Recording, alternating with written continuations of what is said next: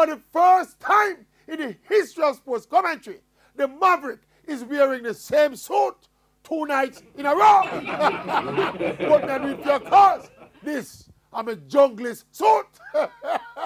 This was the Maverick last night before the game. Watch this. A junglist, me say. Arnett Gardens. Almost the same. Yes, yes. I'm going to say big up junglist. Premier League title number 5. I mean, I lie. When Portmore jump out and lead early, we said this don't look good for Arnett because Portmore is a strong finishing team. And then Arnett missed a penalty. We said, no, sir. Junglist are gateway tonight.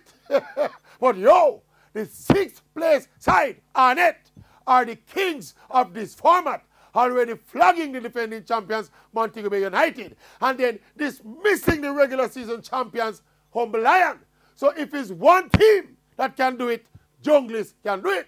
So when defender Raniki Anderson turned and fired home like a specialist striker to draw Arnett level, and before the 20,000 plus sea of red could settle down, Marvin, Mr. Man Morgan, fired a Scud missile that almost shaved goalkeeper shaving Sean Paul.